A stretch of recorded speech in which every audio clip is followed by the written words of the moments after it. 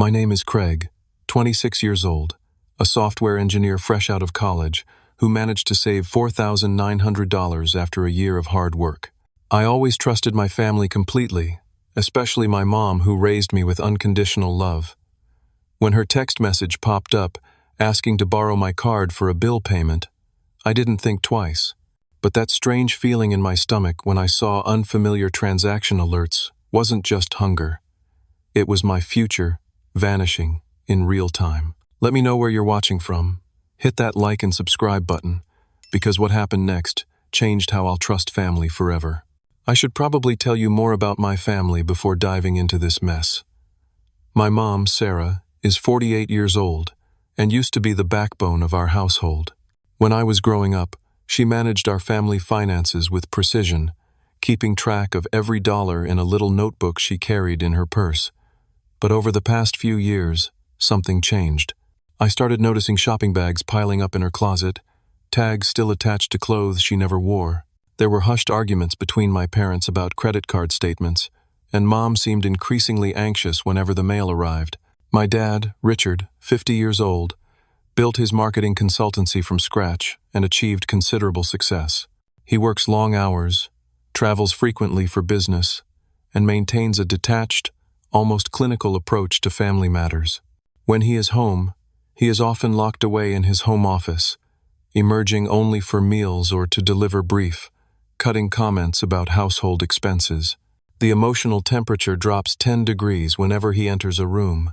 Then there is my younger sister, Lisa, 22, currently finishing her degree in communications at State University. She is smart and ambitious but constantly short on cash, despite the part-time job she maintains at the campus bookstore. Mom always seems to find extra money for Lisa's textbooks or apartment expenses, even when things are tight. The tension between my parents around finances has been building for years. Dad earns good money but holds the purse strings tight, requiring justification for every expense. Mom manages the day-to-day household budget, but seems perpetually stressed about making ends meet. Their arguments always circle back to the same topics: unnecessary purchases, hidden receipts, and dwindling savings. My $4,900 represented a year of careful budgeting and overtime work. After graduating with my computer science degree, I landed an entry-level position at a local tech company. The salary was decent but not spectacular, especially with student loans taking a chunk each month. I moved back home temporarily to save on rent, planning to build up enough for a security deposit and first month's rent on my own place. I had my eye on a used Toyota Camry with 62,000 miles on it, priced at $4,000. The remaining $900 would help furnish my new apartment once I found an affordable place. Every morning, I dragged myself onto a crowded bus for the 45-minute commute to work, dreaming about the freedom my own car would bring. To accumulate that money faster, I took on freelance coding projects on weekends and volunteered for extra shifts monitoring the company servers. While friends went out for drinks or concerts, I stayed home coding or picking up extra hours. This was not just money, it was my independence, my future, tangible proof that I was finally becoming a real adult after years of being a broke student. The history of lending money in our family was complicated. Mom had occasionally asked to borrow $20 or $50 when her account was running low before payday. She always repaid these small amounts promptly, sometimes with a little extra as thanks. Dad never asked to borrow money. His pride would not allow it, but he was generous with birthday checks and had helped with my laptop purchase for college. This time felt different. Mom's request to use my card for what she described as an urgent utility bill came with promises to transfer the money back within 24 hours. The amount she mentioned, $300, was not small, but it was not my entire savings either. I felt that familiar mix of concern and obligation, wanting to help but sensing something was not quite right. Still, this was my mother, the woman who had nursed me through childhood illnesses and celebrated every small achievement. How could I say no? I remember looking at my bank app that evening, watching the balance that represented countless overtime hours and sacrificed weekends. I told myself it was just a temporary loan, that the money would be back in my account before I even missed it. That small voice of doubt in the back of my mind was easy to ignore when weighed against the lifetime of trust my mother had earned. Of course you can use my card, I texted back. Just let me know when you are done, so I can keep track of things. Her response came quickly, filled with gratitude and reassurances. You are the best son ever. Just this one bill, I promise. Money will be back in your account first thing tomorrow. Looking back, there were subtle warning signs I missed. The slight delay before she responded to my questions about which utility needed paying. The uncharacteristic typos in her messages, as if she was typing in a hurry or under stress. The fact that she asked for my card information rather than having me make the payment directly to the utility company. Small details that seemed insignificant at the time, but in retrospect, were flashing warning signs. I provided my card information over the phone, carefully reading out the 16-digit number, the expiration date, and the 3-digit security code. Mom repeated each set of numbers back to confirm, her voice carrying that familiar warm tone that had always meant safety and honesty throughout my childhood. We ended the call with her promising again to return the money promptly, and me feeling good about being able to help my family in a time of need. That feeling of warmth and familial duty would last exactly 97 minutes before the first unexpected transaction alert chimed on my phone. It was Tuesday evening when my phone chimed with Mom's text message. I was wrapping up work, finishing some code before heading home. Craig, honey, I hate to ask, but our electricity bill is past due and my card is being declined. Could I possibly use yours just for this payment? I will transfer the money back tomorrow morning, promise. It is about $300. I hesitated briefly before responding. Sure, Mom. Just use it for the bill, though, okay? I am saving for the car. Of course. Thank you so much. You are my lifesaver. I will pay you back first thing tomorrow. I put my phone away and continued working, feeling good about helping out. That warm feeling lasted exactly 47 minutes. At 6:23 p.m., my phone started buzzing with transaction alerts. The first was indeed from the utility company, $312. That seemed reasonable. But 6 minutes later, another notification, $200 at a gas station. That seemed odd. Our local gas station never required that much for a fill-up, even for Dad's SUV. By 6:45, 3 more transactions had appeared. $150 at a convenience store, $400 at an ATM withdrawal, and another $300 at a different ATM. I tried calling Mom immediately, but the call went straight to voicemail. Mom, I am seeing some strange transactions. Please call me back as soon as possible. 10 minutes later, I received a text. Sorry, honey. In a meeting with your dad's business partner for dinner. Cannot talk now. Everything is fine. Just paying some overdue bills. We'll explain later. Something felt deeply wrong. Mom did not usually have dinner meetings with Dad's business contacts, and what bills required cash withdrawals from ATMs. I called my sister Lisa to see if she knew where Mom might be. Hey Craig, what is up? Lisa sounded distracted. Do you know where Mom is right now? She said she is in a business dinner, but I am seeing some weird charges on my card. A long pause followed. I am not sure I should say anything. Lisa, please. My money is disappearing as we speak. She sighed heavily. I drove Mom to the Silver Eagle Casino earlier today. She said she just needed to talk to someone who works there about a billing issue. But she had that look, you know? My stomach dropped. The Silver Eagle was a casino about 30 miles outside the city. I had heard Mom mention it before, always casually, saying friends had recommended the buffet or the weekend entertainment, but I had never known her to go there. How long has Mom been going to casinos? I asked, my voice tight. I do not know exactly. A few months? Maybe longer. She made me promise not to tell Dad. I thanked Lisa and hung up, then immediately checked my bank account. The transactions had continued while we were talking. Nearly $2,000 had been withdrawn or charged in less than an hour. Almost half of my savings was already gone. I called Mom again, and again, and again. All went to voicemail. I texted multiple times with increasing urgency. No response. Panic rising, I grabbed my keys and headed to my car. The drive to my parents' house normally took 20 minutes, but I made it in 15, breaking speed limits the whole way. I needed answers, and I needed them now, before the rest of my money vanished into the casino's coffers. As I drove, more transaction notifications kept coming through. Another ATM withdrawal, a purchase at the casino gift shop, a charge from the casino restaurant. Each one felt like a physical blow, a betrayal that grew more profound with every dollar that disappeared. I tried to make sense of what was happening. Was Mom under some kind of duress? Had someone forced her to take my money? The alternative that she was willingly draining my account to gamble seemed impossible to reconcile with the mother I thought I knew. The suburban landscape flew by as I pressed the gas pedal harder, watching the speedometer climb.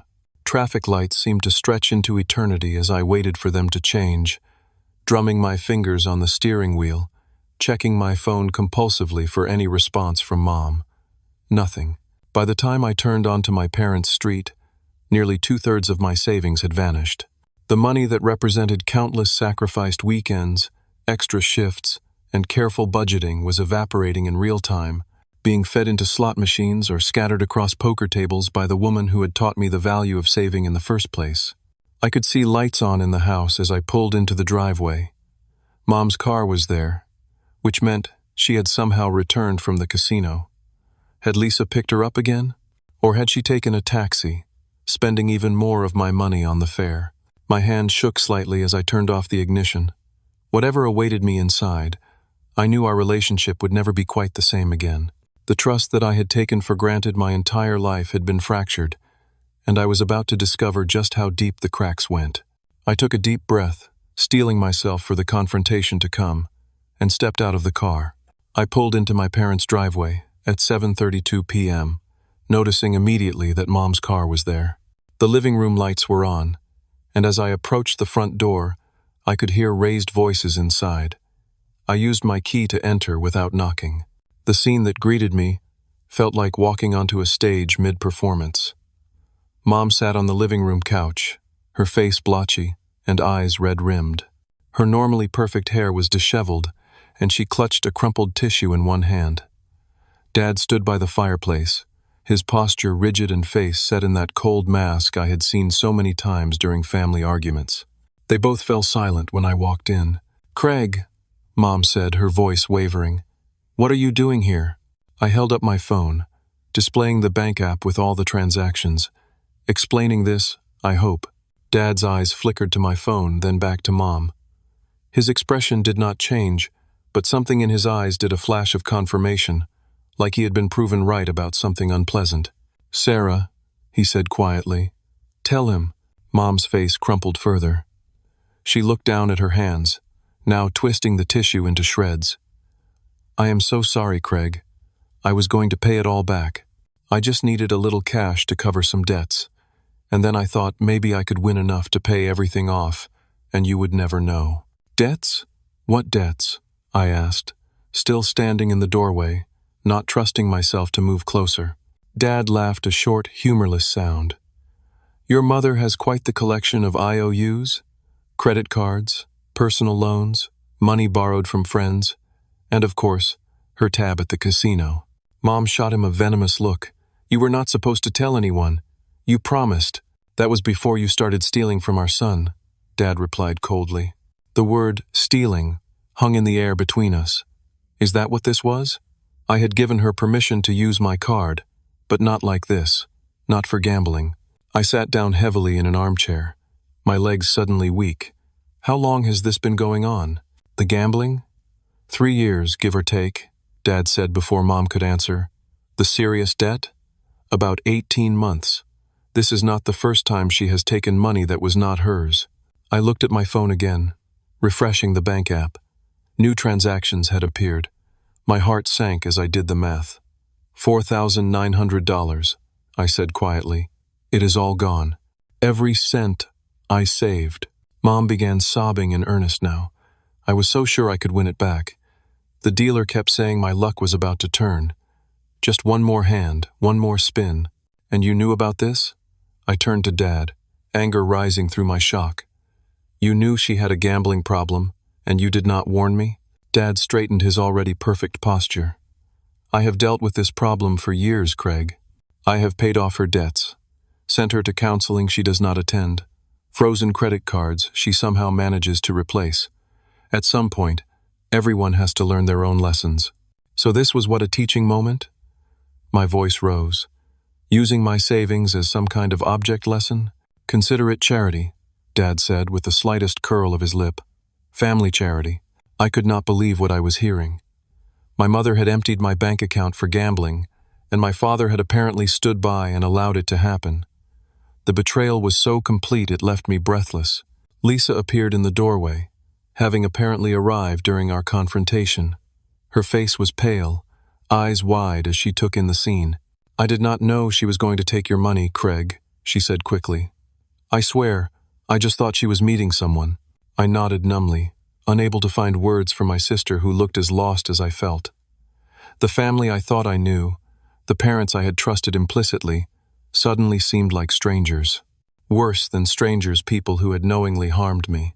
"I will pay you back," Mom said between sobs. "I promise I will. I just need a little time." "With what money?" Dad asked sharply. "Your credit cards are maxed out. Your personal account is overdrawn. You have already borrowed from everyone who would lend to you." Mom had no answer for that. She just cried harder, shoulders shaking with the force of her sobs. And in that moment, surrounded by my family, yet feeling utterly alone, I realized that the money was not even the worst part of what I had lost today. It was the trust, simple, fundamental trust in the people who were supposed to love me most. The weight of this realization pressed down on my chest, making it difficult to breathe. I had always seen our family as imperfect but fundamentally solid. Now it seemed more like a carefully constructed facade, with rot and decay hidden just beneath the surface. "Show me the transactions again," Dad said, holding out his hand for my phone. I passed it to him silently, watching as his eyes scanned the long list of withdrawals and purchases. His jaw tightened visibly with each swipe of his finger. The Silver Eagle Casino. Again. He turned to Mom, who seemed to shrink further into the couch. "After everything we discussed, after all the promises you made, you went back there and took our son's money." "I thought I could fix it," Mom whispered. "Just one good win. That is all I needed." "That is what you always say," Dad replied, his voice flat with exhaustion rather than anger now. "Just one more game, one more chance, one more loan. When does it end, Sarah?" Mom had no answer. She just stared at her hands, tears falling onto her twisted tissue. Lisa moved to sit beside Mom, putting an arm around her shoulders. I noticed how my sister positioned herself slightly angled, as if physically placing herself between our parents. How many times had she played this mediator role before? How many family crises had she weathered that I knew nothing about? "We need to figure out how to fix this," Lisa said, glancing between all of us. "Craig needs his money back, and Mom needs help." Dad handed my phone back to me with a heavy sigh. "Your sister is right, at least about the second part. Your mother needs professional help, which she has repeatedly refused. As for your money..." He trailed off, looking at Mom with a mixture of anger and resignation. "I will get it back," Mom insisted, straightening slightly. "I can borrow from my sister Judy, or maybe sell some jewelry." "Your sister stopped taking your calls after the last unpaid loan," Dad reminded her. "And the real jewelry was pawned months ago." Each revelation felt like another trapdoor opening beneath me. How much did not I know about what had been happening in my own family? How long had this deception been going on while I moved through the house, focused on my own goals and problems? "Why did not anyone tell me?" I asked, looking from Dad to Lisa. "Either of you? If you knew this was going on, why keep it secret?" Lisa looked down, unable to meet my eyes. Dad's gaze remained steady, but I could see the conflict there. "Your mother begged us not to," he finally said. "She was ashamed. And frankly, I thought I could handle it. I have been managing your mother's episodes for years now, paying off debts, making excuses to friends, monitoring accounts. I never imagined she would target your savings." The clinical way he described it, managing episodes, made it sound so cold and distant, as if Mom's addiction was simply an inconvenient behavioral quirk rather than a destructive force tearing through our family. "Well, your management strategy has failed spectacularly," I said, unable to keep the bitterness from my voice. "My entire savings is gone, and from the sound of it, Mom is deeper in her addiction than ever." Dad flinched slightly, the first crack in his composed facade. "You are right," he admitted. "I failed. I thought I could protect this family by containing the problem privately. I was wrong." Coming from my father, who never admitted fault, this was a startling concession, but it did nothing to bring back my money or repair the trust that had been shattered. "What happens now?" I asked, looking around at the broken circle of my family.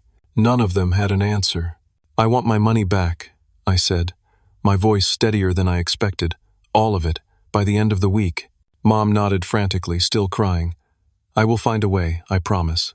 "How exactly do you plan to do that, Sarah?" Dad's voice cut through the room like ice. "You have exhausted every financial resource you had access to."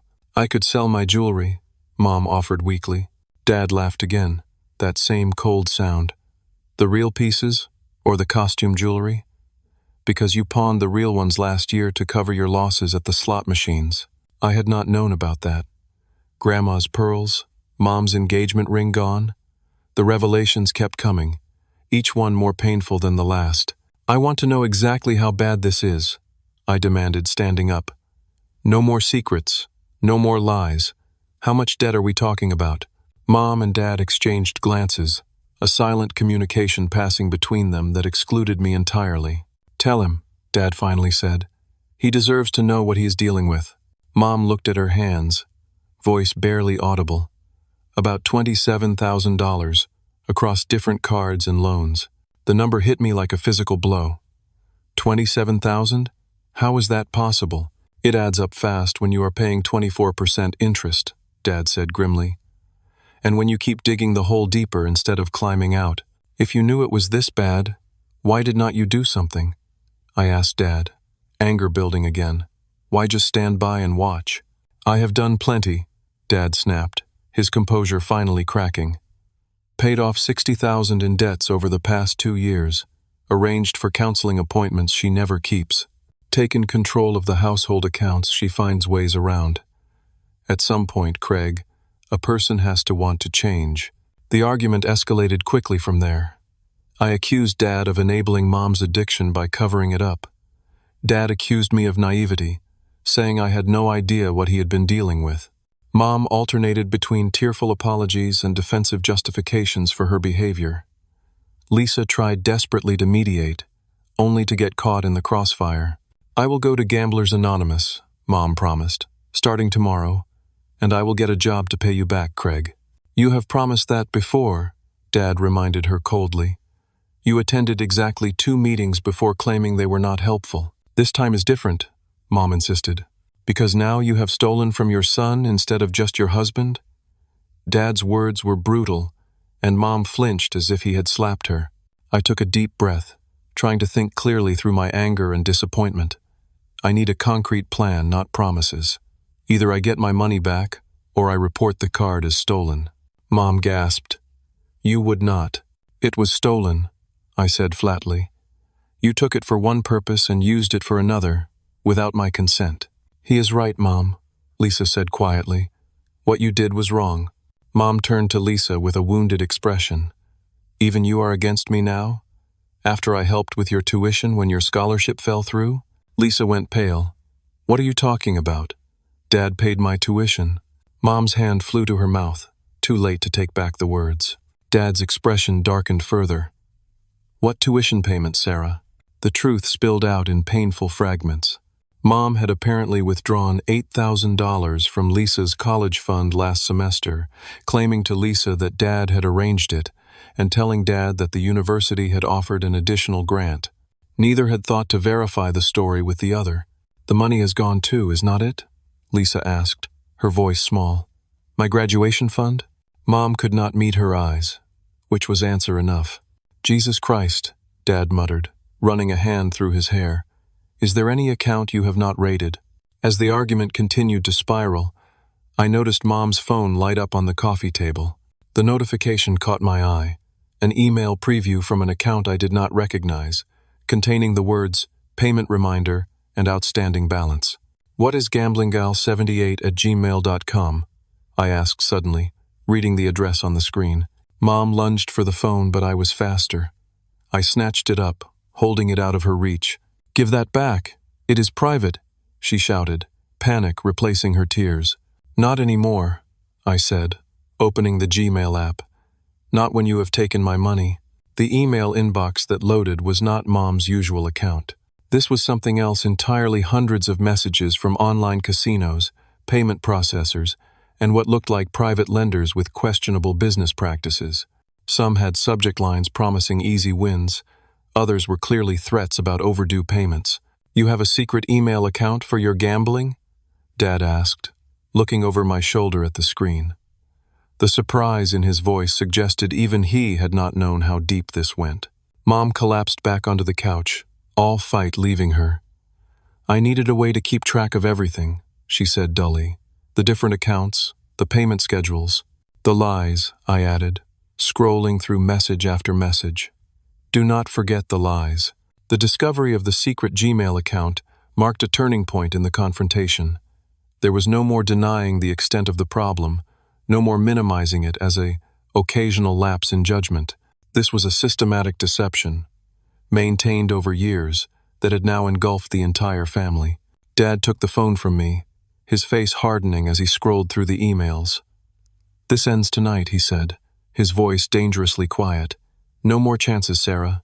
No more bailouts." Mom looked up at him, genuine fear in her eyes. "What does that mean?" "It means I am done," Dad replied. "Either you get serious help, or I am filing for separation." The ultimatum hung in the air, changing everything. For all their arguments and tension, I had never seriously considered that my parents' marriage might end. From the shocked expression on Lisa's face, neither had she. "Richard, please," Mom said, reaching for Dad's hand. He stepped back, avoiding her touch. "I will get help this time. Real help." "You have said that before," Dad replied. "Many times." "I mean it now," she insisted. "I will do whatever it takes. Please, just give me one more chance." Dad looked at her for a long moment, his expression unreadable. Then he glanced at me. "It is not just my decision anymore. You have hurt Craig now too. He gets a say in what happens next." All eyes turned to me. Suddenly I was cast in the role of judge, expected to deliver a verdict on my own mother's fate. The weight of that responsibility felt crushing. "I just want my money back," I said finally, "and I want to know this will never happen again." Mom nodded eagerly. "I will find a way to pay you back, and I will get help, I swear." But as I looked at her desperate expression, at Dad's skeptical one, at Lisa's tear-streaked face, I knew that simple promises were not going to be enough this time. The trust was too badly broken. We needed something more concrete, more binding than just words. "I need to think," I said, standing up. "I cannot make any decisions right now." I headed for the door, needing space, air, distance from this suffocating atmosphere of deception and recrimination. "Where are you going?"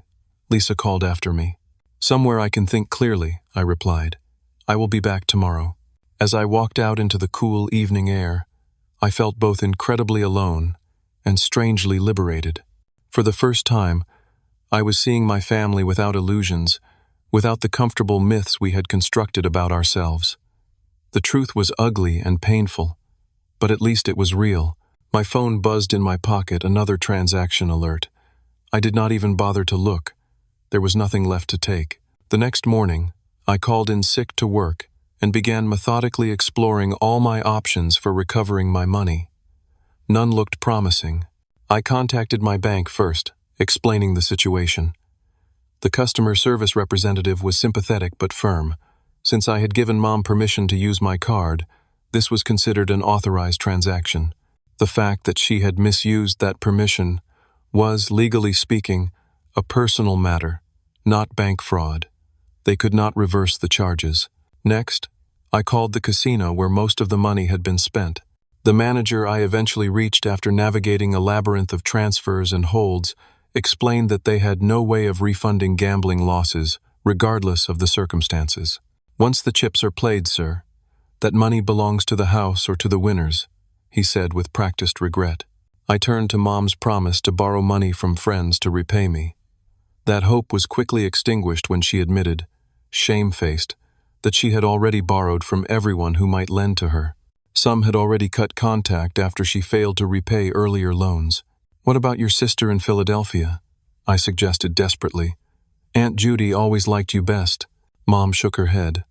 "I borrowed $3,000 from her last Christmas, said it was for home repairs after that big storm. She has been asking for pictures of the new roof."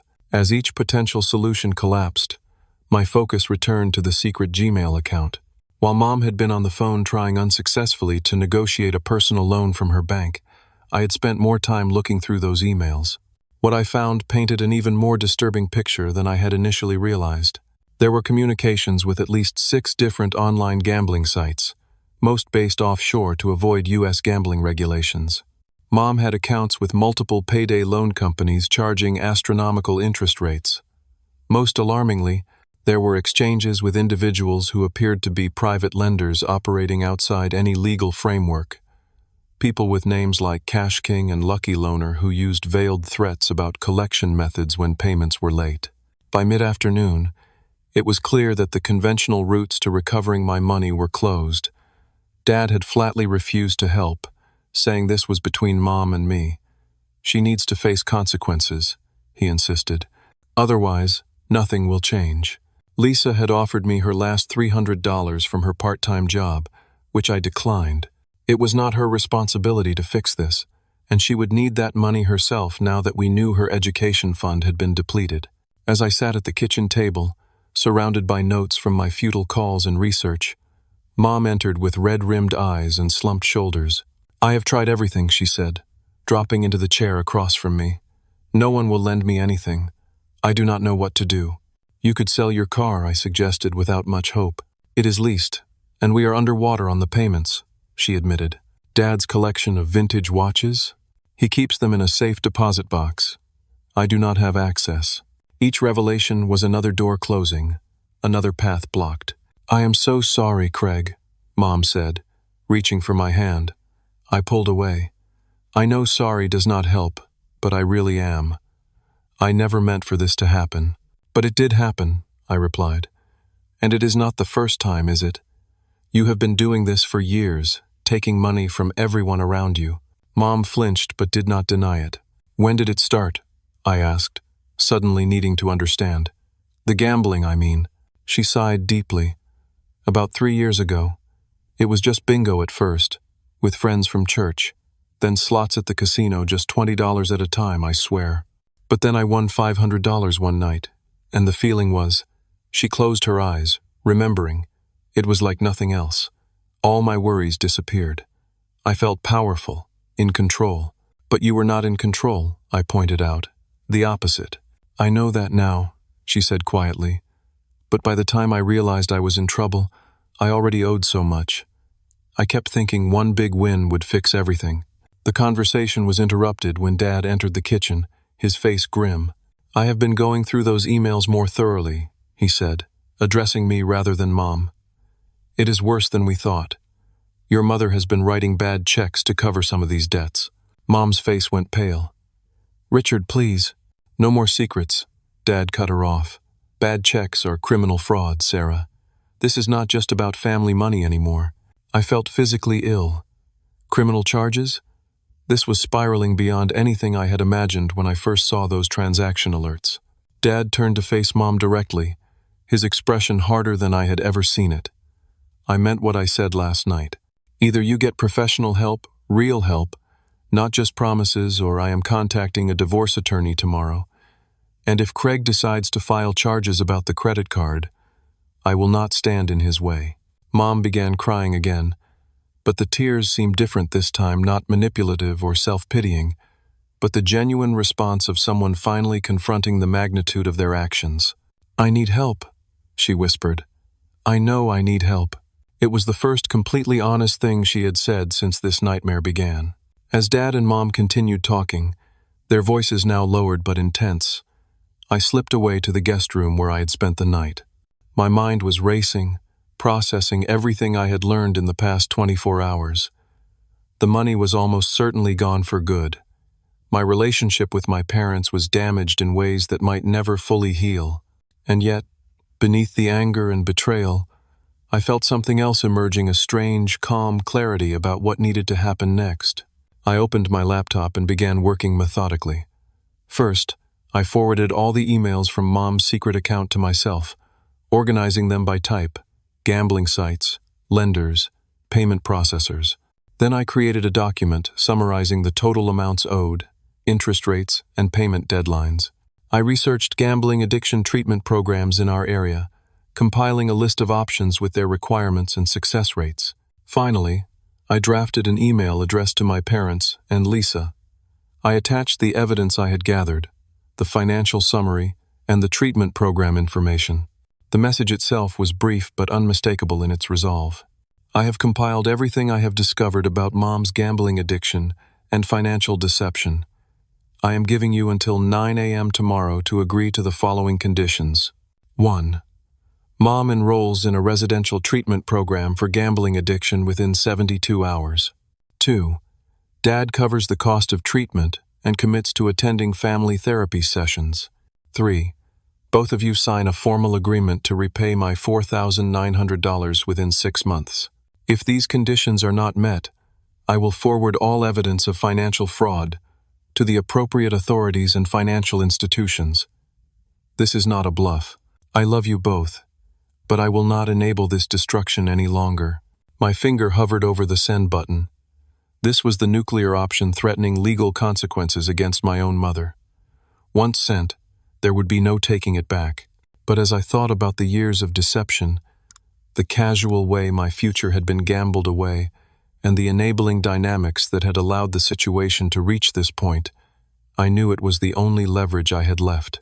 I pressed send, then set up an automatic email scheduled for 9 a.m. the next morning that would forward all the evidence to the police department's fraud division, the state attorney general's consumer protection office, and the banks involved unless I canceled it before then.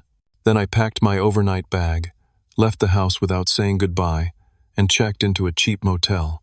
I turned my phone to silent, set my alarm for 8:30 a.m., and tried to sleep, knowing that when morning came, our family would never be the same again.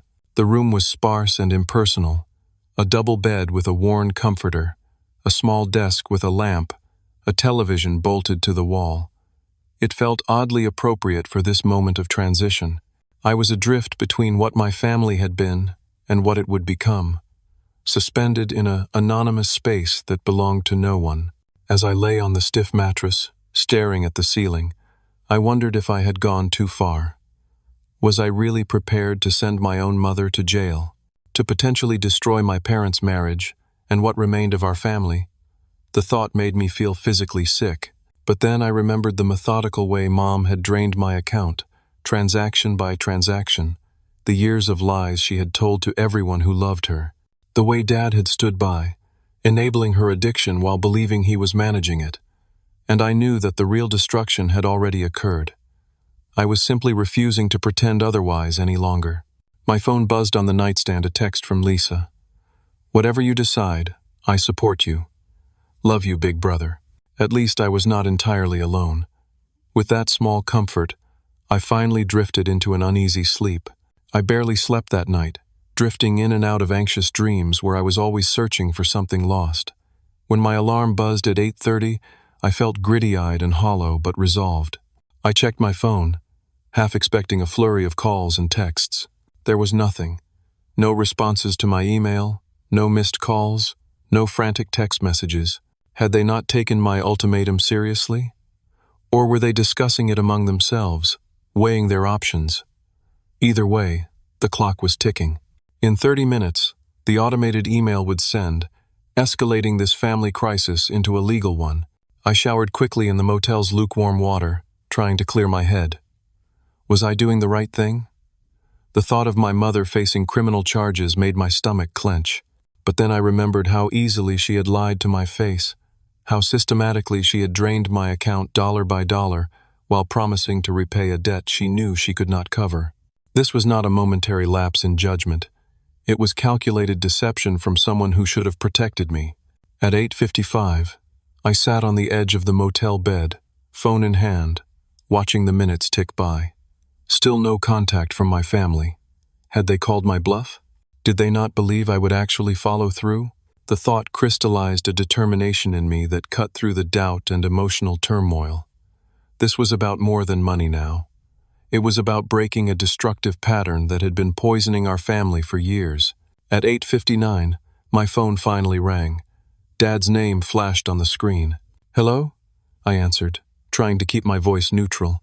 "We are ready to talk," Dad said without preamble. "Your mother has agreed to treatment. We have found a facility that can take her this afternoon." Relief flooded through me, followed immediately by suspicion. "And the repayment plan?" "I will cover it," Dad said. "The full amount, transferred to your account by the end of business today." "What made you decide?" I asked, still wary of this sudden capitulation. There was a pause before Dad responded. "Your mother saw what you sent. All the documentation, organized so clearly. I think it finally showed her just how deep this has gone." Another pause. "And I realized I've been part of the problem too. Enabling her, covering it up, thinking I could handle it privately." I checked the time. 9 exactly. Somewhere across town, the automated email would be triggering in seconds unless I logged in and canceled it. "I need more than words," I said firmly. "I need Mom on the phone, confirming she is going to treatment. And I need the money in my account before I cancel what is about to happen." "What do you mean, cancel?" Dad asked sharply. "I set up an automated email with all the evidence. It sends at 9 a.m. to the police, the banks, and the Attorney General's office. I have about 30 seconds to stop it." "Jesus Christ, Craig," Dad breathed. "Hold on." I heard shuffling. Then Mom's voice came on the line, high-pitched and panicky. "Craig, please do not do this. I am going to treatment today, I swear. Your father has already called the facility. Please." In the background, I heard commotion-raised voices, what sounded like a door slamming. "What is happening there?" I demanded. "Your mother just checked her email," Dad explained, back on the line. "She saw the countdown timer on your message. She is not taking it well." I logged into my email account, fingers flying over the keyboard as I navigated to the scheduled email. It showed "sending" in the status field. "The money, Dad. Now, or the email goes out." "I am making the transfer as we speak," he said, his tone urgent. "Just stop that email." I clicked cancel send repeatedly, watching the spinning circle as the system processed my request. After what felt like eternity, a confirmation appeared. Scheduled email canceled. I exhaled slowly, the tension of the moment leaving me lightheaded. It is done. The email is canceled. Over the phone, I heard Mom's voice rise in what sounded like a wail, then abrupt silence. "What just happened?" I asked. Dad's voice was strained. She opened the Gmail app on her phone to see if the email had gone out yet.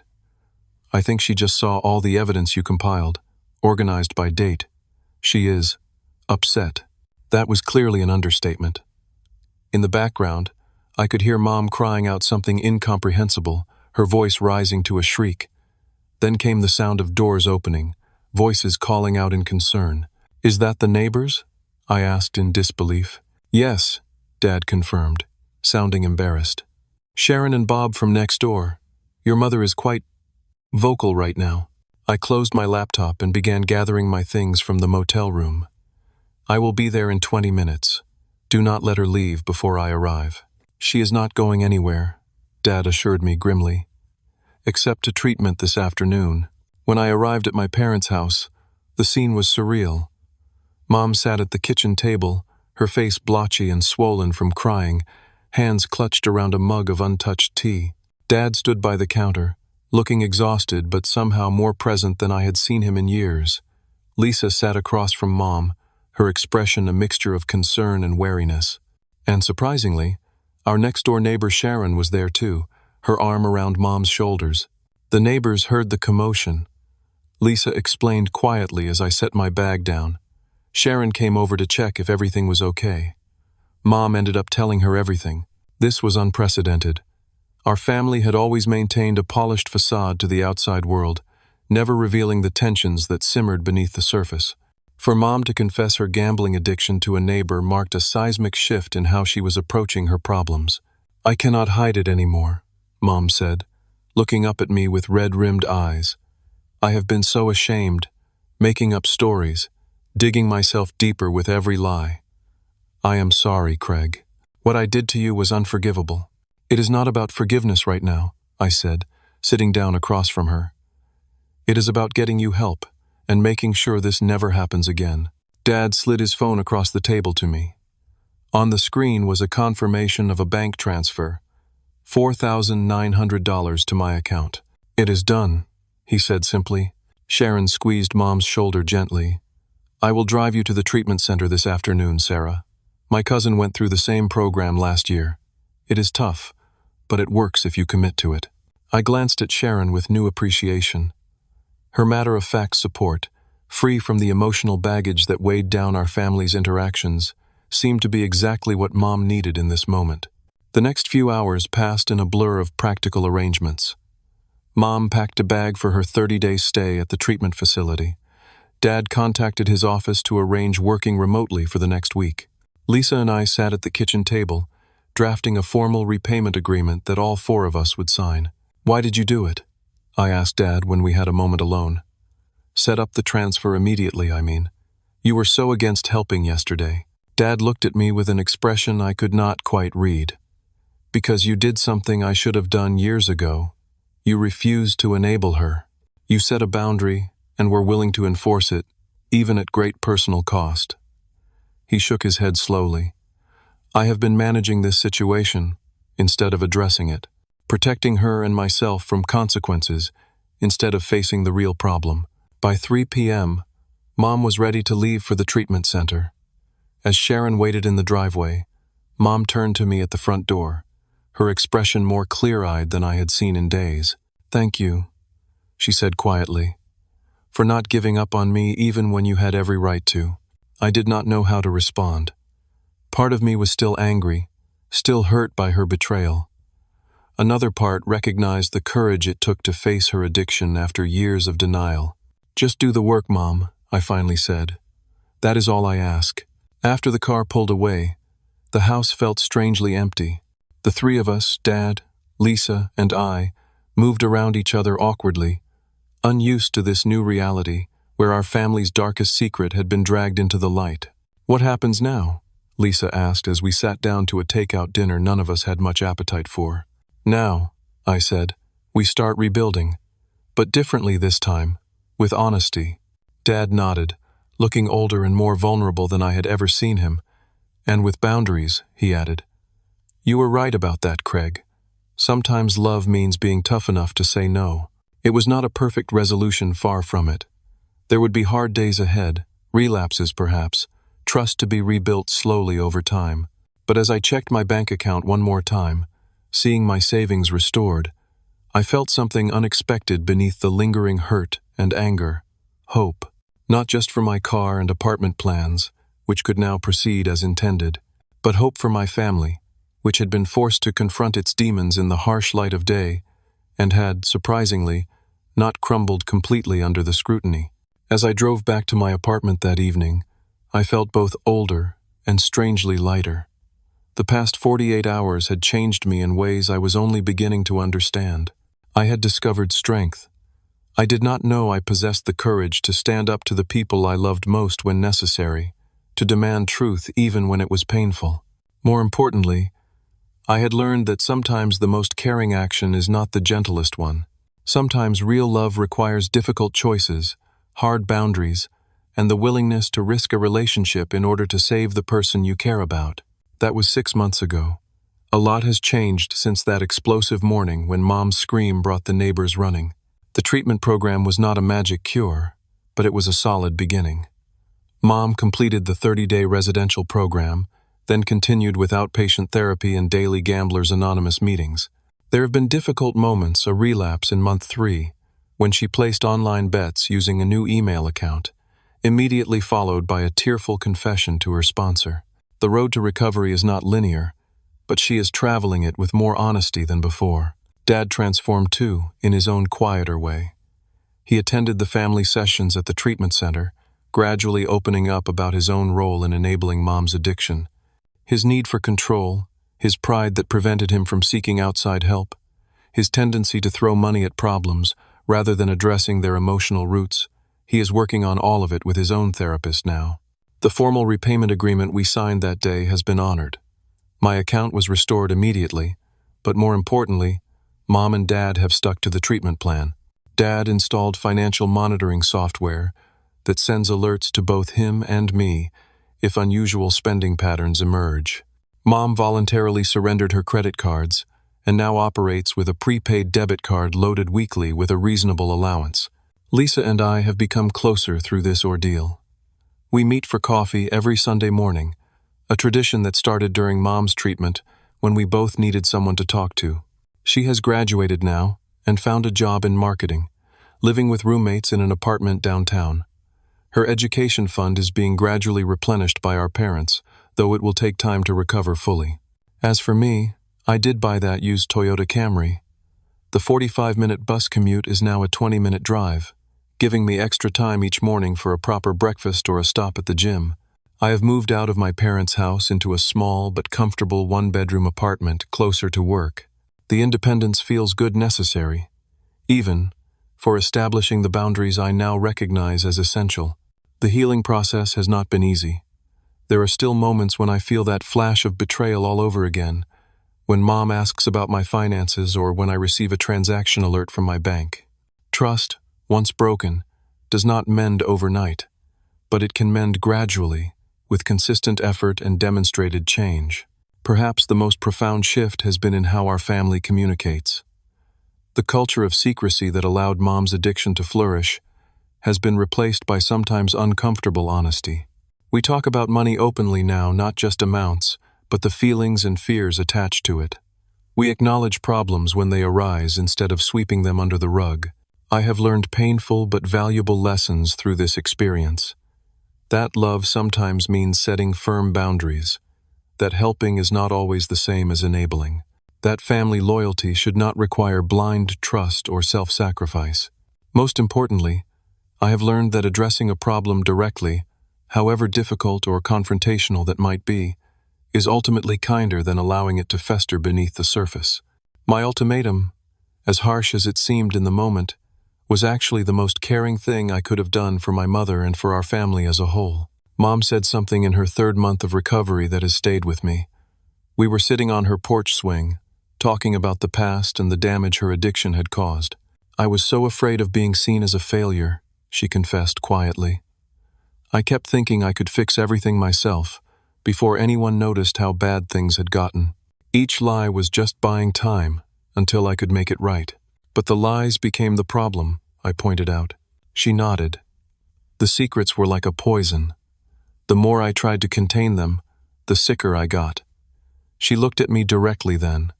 When you forced everything into the open, it was like lancing an infection. Painful, but necessary for healing to begin. That is the paradox I have come to understand. Sometimes the greatest act of love is refusing to participate in someone's self-destruction.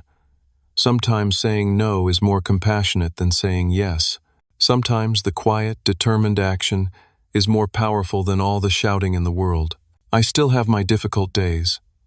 Moments of anger when I remember how easily my trust was betrayed. Moments of doubt when I wonder if the changes will last. But those moments grow fewer as time passes and our new family patterns prove themselves sustainable. What about your families? Have you ever had to set a difficult boundary with someone you love? Did you find the courage to take a stand when it would have been easier to look away? Let me know in the comments, and do not forget to like and subscribe if this story resonated with you. Sometimes the hardest conversations lead to the deepest healing, and your story might be the one that gives someone else the courage they need. Thank you for listening, and remember, trust should be treasured, boundaries should be respected, and sometimes the bravest thing you can do is simply tell the truth. The path forward is not perfect. Mom still attends her meetings 3 times a week, Dad continues his individual therapy, and our family sessions happen twice a month. We are learning a new language of honesty, one awkward conversation at a time. There are still moments of tension, old patterns that try to reassert themselves, but we catch them faster now. Last week, Mom got a part-time job at a local bookstore. The pay is modest, but the routine and responsibility have been good for her. Dad has learned to step back, allowing her to manage her own recovery without his controlling oversight. Lisa is thriving in her new job, slowly rebuilding her savings with a financial literacy that comes from hard experience. As for me, I now keep my financial information private, not from mistrust, but as a healthy boundary. I visit my parents regularly but maintain the sanctuary of my own apartment. I have learned that love can be both close and separate, supportive and bounded. If there is one thing I hope you take from my story, it is this. True compassion sometimes requires difficult actions. The easy path of enabling and secret-keeping may seem kinder in the moment, but it only postpones the inevitable reckoning. Real love has the courage to face painful truths and to stand firm when necessary. Share this video if you know someone who might need to hear this message. Subscribe for more stories about family challenges and how we overcome them together. And please, comment below with your own experiences. How did you find the strength to set boundaries when you needed to? Your words might be exactly what someone else needs to hear today. Thank you for being part of this journey with me.